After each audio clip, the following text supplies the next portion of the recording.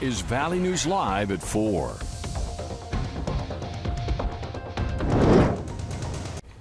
We begin today with breaking news. More than a dozen people were shot at a grocery store in Tennessee this afternoon. Here's a live look at the scene right now. Our sister station says the shooter is dead from an apparent self-inflicted gunshot wound and that their vehicle is still parked in the grocery store parking lot. We know that at least 12 victims have been taken to a nearby hospital. A 13th just arrived a short time ago. A private vehicle. At least one of the victims has died. The shooting also put a school nearby into lockdown.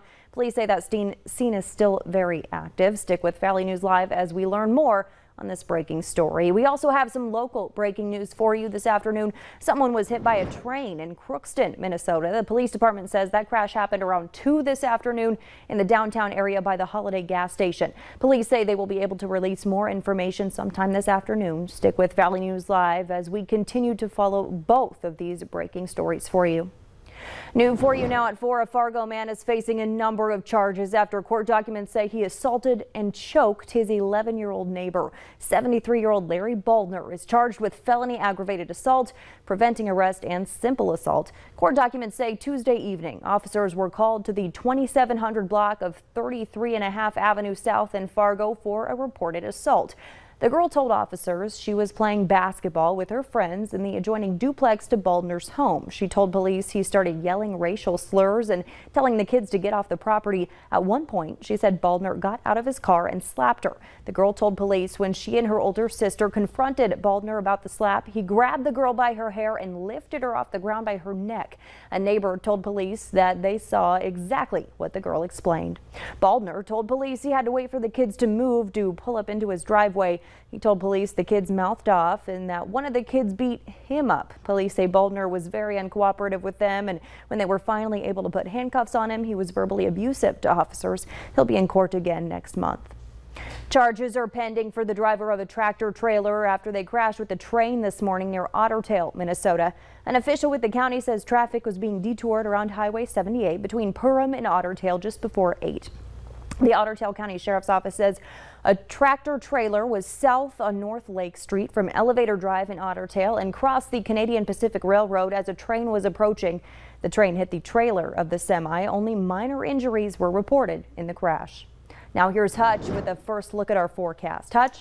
Stacy, thanks so much. As we head through our breezy day, the temperature's lovely once again, but we do have some changes to talk about. Flags flapping in the wind at the Home of Economy location in Grand Forks. Now, temperatures today warm, and in fact, it's almost hot out in the western Dakotas, portions of western South Dakota. We have 80s, a lot of 70s here in our area to near 80 degrees for our westernmost counties.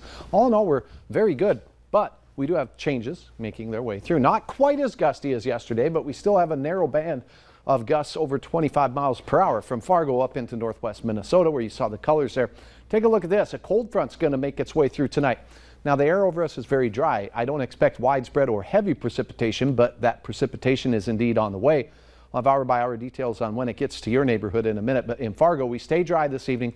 Notice how slowly, Stacy, temperatures fall on this comfortable evening. And I'm going to circle with my finger those wind speeds because it does calm down as we get beyond the sunset hour. Quiet and 60s tonight in Grand Forks as well. I'll tell you all about those sprinkles and how much you can expect coming up here in just a few minutes. All right. Thanks so much, Hutch. The Greenwood fire in northeastern Minnesota is still burning, and we're learning today that it may not be fully contained until mid-October. The fire has now burned about 27,000 acres. Lightning sparked that fire that was discovered in the Superior National Forest on August 15th.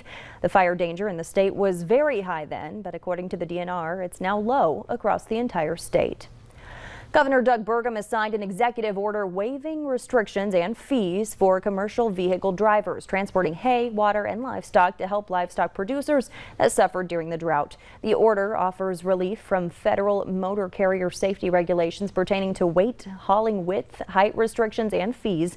The order will remain in effect for 30 days and applies to both intrastate and interstate carriers.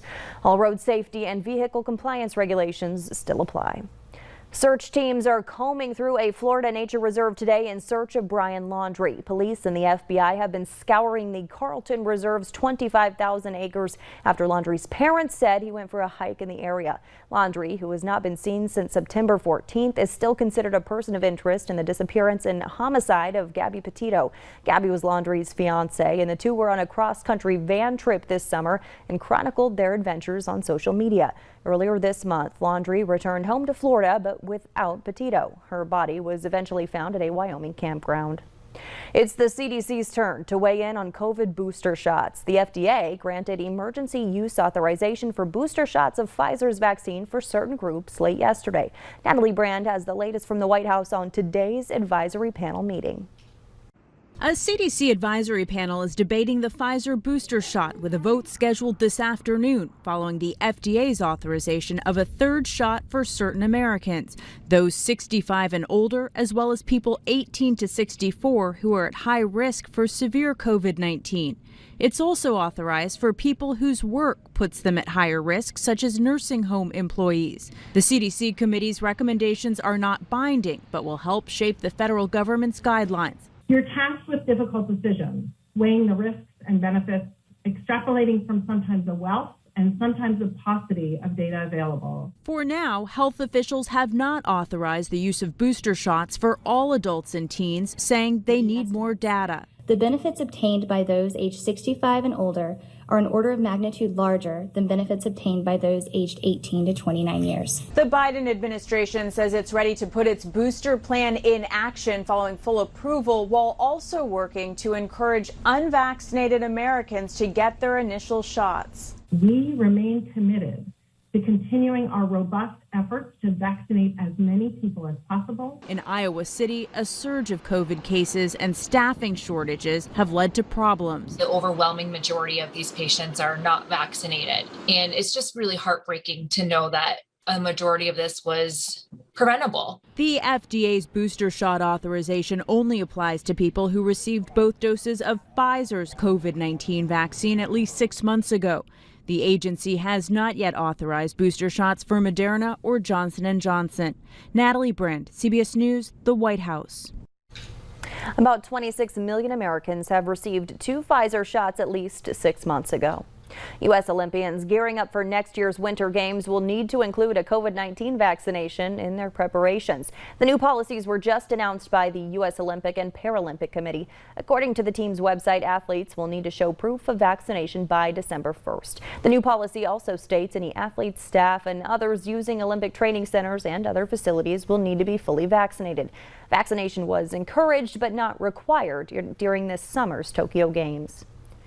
Nearly 5,000 migrants are still camped out in Del Rio, Texas, and now Governor Greg Abbott has ordered a symbolic wall of state vehicles to stop more arrivals. More than 1,400 people have been deported on flights to Haiti since Sunday. Homeland Security has said anyone who arrives at the border will be turned away, but CBS News has learned the agency has also released more than 1,000 migrants into the U.S.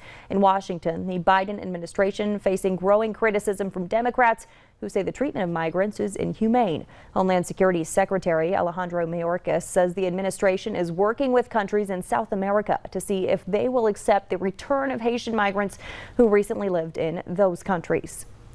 If you want to see some incredible fall foliage, you don't need to travel too far. The leaves have turned in Theodore Roosevelt National Park in western North Dakota. The park superintendent says they're staying busy even with a major road closure. Sarah Berlinger talked to her about the repairs. The change of the season brings out these beautiful fall colors in Theodore Roosevelt National Park. There's a lot of color changing here. The colors are just gorgeous. Wednesday, the park was busy with guests observing the views and wildlife, but they can only go so far due to a large road repair project already underway. The failure areas are large holes in the road. The road is totally impassable. The road is gone in those sections. Wendy Ross says the 6-mile stretch sustained a lot of damage from precipitation and has been impassable since 2019. Ross says the Great American Outdoors Act is funding a $39 million project to help stabilize the road. And that includes large engineered structures that hold the road in place so that the road does not fail due to erosion anymore. The road design is set to be complete by this winter and an environmental assessment by next spring. Even with the area closed off, visitors are still enjoying what the park has to offer. This park is like everything else. It's in a constant state of change. And they're looking forward to what's to come. In Medora, I'm Sarah Berlinger reporting for your News Leader. Ross expects the contract to be bid sometime next summer. She hopes the road will be open by the end of 2023. Coming up, some safety concerns you may want to keep in mind the next time you fly, as experts say airport rage has hit an all-time high.